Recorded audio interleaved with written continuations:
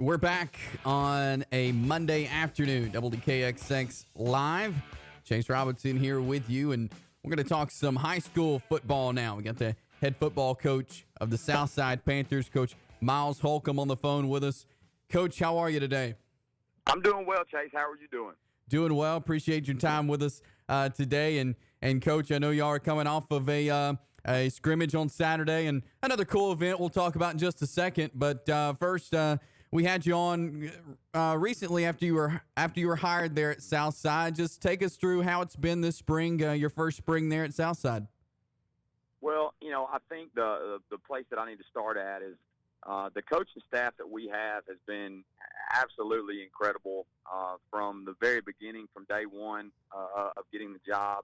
I don't think I could have asked for a better staff in general.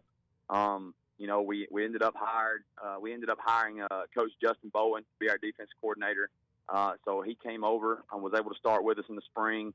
Our defensive staff from Scoop Neesmith with the secondary, Jordan Baker with the secondary, Wynn Knott with the defensive line, and then offensively, I inherited a bunch of guys that were really good guys, like really good ball coaches offensively. So from Ray Cargill, he coaches our receivers and he's our pass game coordinator. Turner Shankle's our offensive line coach.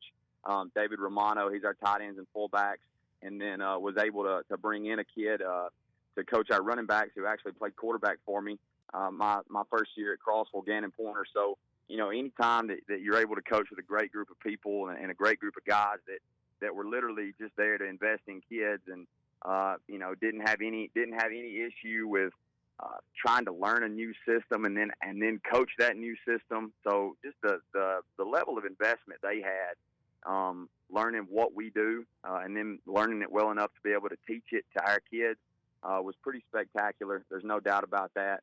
I don't think they'll ever be able to know how much that means to the program, to me, and to our kids. So I think starting there is probably the most important part. And then when it comes to our kids, I thought in the spring we had a bunch of guys do a lot of good things. I told our guys when we finished up on Saturday, the best part about Saturday and the best part about finishing Saturday was the fact that we kind of treated spring like an offense versus defense type thing. We wasn't playing a spring game because we wasn't 100% sure if our whole staff was going to be able to be together, so we didn't want to put our kids in a bad situation going and playing somebody else. But we were able to have our staff together, and it felt like our guys competed every single day, but they had to compete against each other.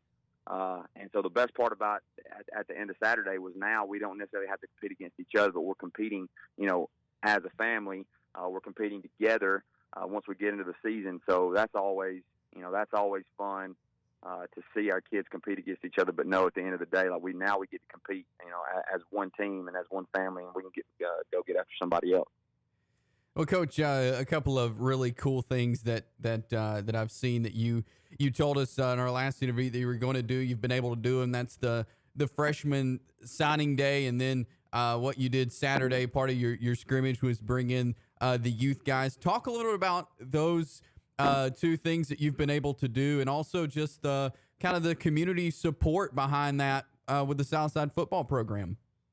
Well, I think any time that you come into a place, like the first thing you need to do is, like I told some guys the other day, I plan on being at Southside for a long time. So we're trying to be as good as we can in the present while building a future at the same time. Honestly. So one, it helps to have really good administration. Miss Tucker, Coach Chappell, Coach Nelson, Coach Sanders. Like they've been awesome. Like they've been willing to do whatever.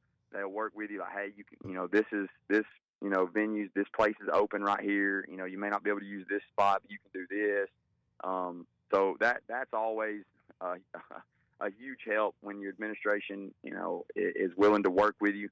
Then we've got, in our community, we have what we call a foundation. So we have a foundation rep, Miss Cassie Clark, who has been a tremendous help with me from the signing day, helping me get everything set up with signing day, from ordering the lanyards for the official visit day with our youth programs this past Saturday, and then our director of football operations, Scott Mayo.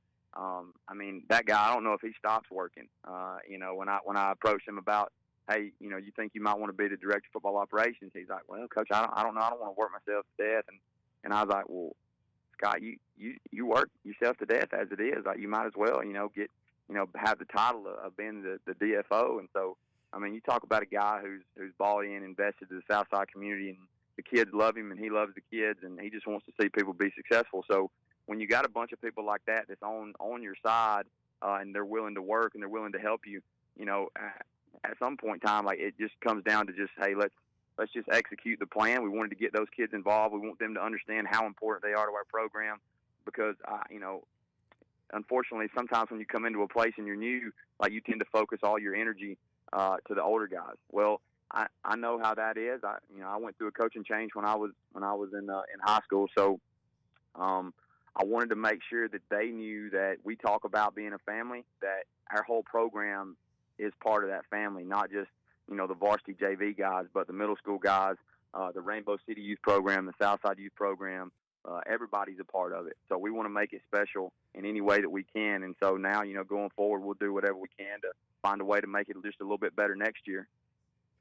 And I think that's so great, what you're doing there, Coach, to keep everybody involved and to make them feel like they are part of the Southside football program. And of course, we mentioned your scrimmage on Saturday. You had a chance to see your guys and the work that they've been putting in this spring, kind of take the field and go through some stuff. What'd you learn about your team Saturday? Well, what I learned about them Saturday, I think, is no surprise. Kind of what I figured out about them, about 2 or 3 days into being there. They're competitors. They're going to get after it every single snap. Defensively, man, we just fly to the football. We fly around. I love what Coach Bowen, has brought in, and what those coaches kind of hold those guys to the standard of. It's been awesome. They're physical at the point of attack. I think one thing that probably goes unnoticed, and myself and Coach Bowen were talking about this after the scrimmage. We've got a bunch of seniors defensively. We've got a bunch of older guys defensively on that side of the ball. And there was a play, we'd kind of broke a run down the sideline, and one of our four technique opens up, and he takes off, and he runs down. I mean, he's an athletic guy. I mean, this cat's athletic as it is. But he opens up, and just effort-wise, our back has to kind of make a cut late. Well, his effort makes a tackle, at about the 6-yard line, saves a touchdown, just because, hey, he's supposed to – the standard is run to the football. Well, he's running to the football, makes a tackle. We end up fumbling into the end zone about 3 plays later. And so sometimes, like, that play goes unnoticed because, well, the fumble is the one. Like, we look at the guy who caused the fumble, or offensively, like, we're talking about ball security. Hey, that was a big run right there. That was a positive play. But then in the grand scheme of it, when you turn the tape on and you look, and you're like, oh, we got a 4 technique right here who's played every snap, that's opening up and running and chasing the play, because that's the standard. He saves a touchdown, and then we end up getting the ball back, 3 plays later. Like, stuff like that is incredible. I know we've got some players on offense. Gage is a young kid that's playing quarterback. He's going to be a sophomore. But you talk about taking in the information that he needed to take in, and it's a lot. Like, we're going to ask a bunch out of him to really kind of be the captain of the offense and kind of run it, because he's got so many things that he has to do pre-snap, not even talking about the post-snap stuff, that I thought he did a great job of just taking in all the information that he needed to take in offensively and doing a really good job with it. We got a stable full of running backs between, Tyler Green, Maddox Parsons, Jatarius McBride. We got a young kid, Cole Garrett. We've got some really good talent in the backfield. Our receivers are I said we're losing a bunch of production, I think, at receiver, but you wouldn't know by coming out to practice just because of the way that they play, the way they run their routes, the way they finish. And I think that between Cody Roberts and Smiley Jones, we got 2 guys on the outside that's going to give people problems. And then, up front, those guys are, I don't know if you could ask for a better group up front. I think we might have been hardest on that group as a whole. The very first scrimmage that we had 2 Saturdays ago, we were supposed to be there. We had a team meeting at 8:30. Well, when I pulled in at 7 o'clock, the whole offensive line is out on the practice field going through their calls, in a full lather at 7 o'clock, an hour and a half before the first team meeting. And that tells me all I need to know. Like, those guys are going to work. Those guys are going to work. You talk about guys like, Mark Fuller and Tucker Pierce and Jacob Strunk, Francisco Armenta, and you got Harry Glenn, and then you got Jake Stewart out there. Like, you just talk about a group of guys that's willing to work. And then when it comes to defense, the crazy part about our defense, they played so well defensively. And there was a time when we've got 3 guys who's going to be pretty big-time contributors that didn't even get, to compete in the spring due to injuries or us holding them out because we're trying to keep them healthy. And they're still just causing chaos and out there running around, flying around. I think our 2-4 techniques, Ethan Lott and John William Gilbert, are going to be. They may be two of the best backs or 2 of the best defensive ends that we'll see. They're really good. They're high motor guys. We got, I thought at inside backer, Titan Rich had one of the best springs that he could have had.